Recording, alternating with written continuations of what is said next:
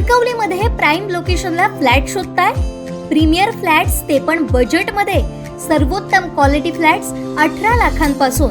Market, शाळा, hospital, railway station, bus stand, highway पासून 5 मिनिटांवर. Parking, 24 तास पाणी, बॅकअप सह लिफ्टची सोय. तुमची लाईफस्टाईल अपग्रेड करा नव्या घरात. ऑफिस पत्ता विल्बर्ट प्रॉपर्टीज, मनोहर शिल्प, पहिला मजला, जानवली ब्रिज जवळ, कणकवली. संपर्क विल्बर्ट प्रॉपर्टीज 9637 32 25 40 आणि 94 23 75 09 44. शिवसेनेनं महामार्गाच्या कामाबाबत आवाज उठवल्यानंतर आता त्यांच्या हालचाली वाढू लागल्या आहेत.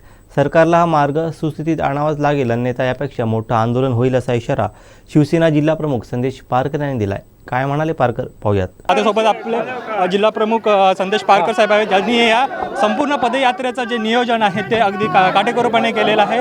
आणि पारकर साहेब, गेले 15-20 दिवस तुम्ही या पदयात्रेच्या निमित्ताने नियोजन करता, लोकांचा चांगला प्रतिसाद देखील आपल्या. काय सांगाल या यात्रेबाबत? खरं तर मी सगळ्या जे सहभागी झाले त्यांचं मनापासून या ठिकाणी स्वागत करतो की मोठ्या संख्येने या ठिकाणी या जिल्ह्यातली जनता असेल, शिवसैनिक असतील, महाविकास आघाडीचे कार्यकर्ते असतील, हे या पदयात्रेमध्ये मोठ्या संख्येनं उपस्थित राहिलेले आहेत. खरं तर हा जनतेचा संताप आहे, उद्रेक आहे. गेली अनेक वर्ष जी रस्त्याची दुरावस्था आहे, ही दुरावस्थेला जबाबदार कोण, हा प्रत्येकाचा त्या ठिकाणी प्रश्न आहे. आणि म्हणून ह्या शासनाला जागा करण्याकरता इथले जे जबाबदार लोकप्रतिनिधी आहेत यांना त्या ठिकाणी जागा करण्याकरता ही पदयात्रा आहे.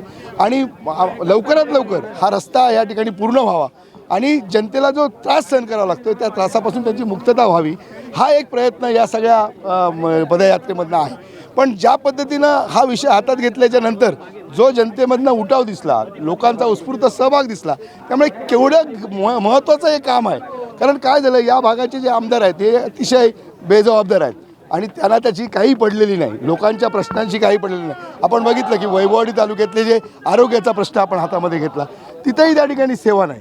आज ह्या रस्त्याची सगळी वाईट म्हणजे बिकट अवस्था झालेली आहे. मग या सगळ्याला जबाबदार कोण? आणि फक्त यांनी जनतेच्या मतावर त्या ठिकाणी आमदार व्हायचं आणि लोकांचे प्रश्न सोडवायचे कोणी?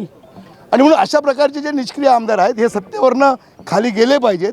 आणि नक्कीच या जिल्ह्यातली जनता, या मतदारसंघातली जनता हे परिवर्तन नक्कीच करेल. शिवसेना महाविकास आघाडी हा जिल्ह्यातल्या जनतेला एक सक्षम पर्याय आहे आणि हा सक्षम पर्याय जिल्ह्यातली जनता निवडतील. आणि हा जनतेचा संताप आहे, उद्रेक आहे. एवढ्या मोठ्या संख्येने लोक सहभागी होत आहेत आणि उत्स्फूर्तपणे आपली प्रतिक्रिया या ठिकाणी देतात. सहभागातनं त्या ठिकाणी आपल्याला लक्षात आलेलं आहे.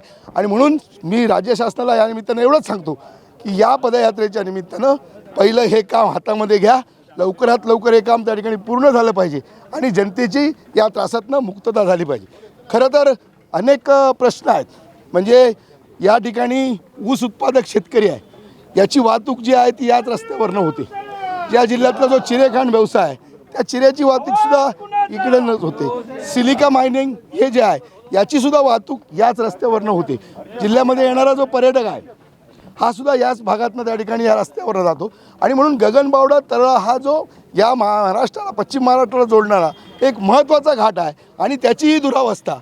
आणि म्हणून या सगळ्यामध्ये लोकांना जे हाल सहन करावे लागतात, त्रास होतो, याच्या विरोधामध्ये आपण या ठिकाणी या पदयात्रा केलेली आहे. आणि याच्यातनं जर त्या ठिकाणी जर सुधरत नसेल सरकार, राज्य सरकार जर जागं होत नसेल, इथले निष्क्रिय आमदार जर या विषयावर जर गांभीर्य घेत नसतील, तर यापुढचं अधिक लोकशाही मार्गाने आज आमचं आंदोलन सुरू आहे. पण यापेक्षा अति तीव्र आंदोलन आपण त्या ठिकाणी करू. आणि प्रशासनालाही सांगतो की आपण जबाबदारीनं वागा. जे शब्द आपण जनतेला देता ते शब्द आपण पूर्ण केले पाहिजेत. मागच्या वेळी शिवसेनेनं रस्ता रोको केलेला होता, त्यावेळी इथल्या अधिकारी नॅशनल हायवेच्या सांगितलेलं होतं की जे खड्डे पडले ते आम्ही भरतो, डांबरीकरण करतो, मोठ्या खड्ड्यामध्ये प्लेविंग ब्लॉक बसून आम्ही त्या ठिकाणी सुस्थितीत रस्ता करतो. पण त्या ठिकाणी चतुर्थी होऊन गेली, नवरात्रोत्सव झाला, आता दिवाळी आली, तरीसुद्धा त्या ठिकाणी कुठलंही काम या रस्त्यावर झालेलं नाही. आणि म्हणून यातल्या अधिकाऱ्यांना सुद्धा ते सुद्धा याला जबाबदार आहेत. जसं राज्य सरकार जबाबदार आहे, इथला निष्क्रिय आमदार जबाबदार आहे, तसं इथले अधिकारीसुद्धा जबाबदार आहेत. आणि म्हणून या संतापातनं, या उद्रेकातनं त्यांनी त्या ठिकाणी बोध घ्यावा.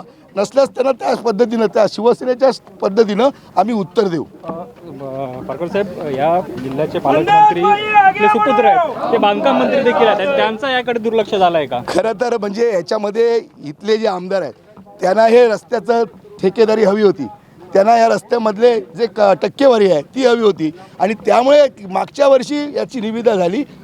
तरी त्या ठिकाणी काम होऊ शकलं नाही. त्यांना इथला हा ठेकेदार बदलायचा होता, आपल्या मर्जीतला ठेकेदार आणायचा होता आणि पैसे मिळवण्यासाठी त्यांचा प्रयत्न होता.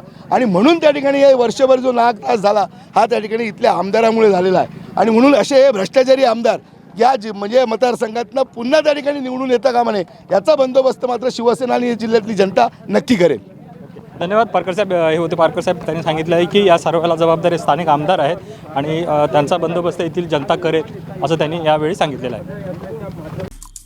आमचे दिवसभरातले सर्व अपडेट्स, ताज्या घडामोडी आणि थेट लाईव्ह पाहण्यासाठी सबस्क्राईब करा, लाईक करा कोकणचं नंबर 1 महा चॅनल कोकण 7 लाईव्हचं YouTube चॅनल.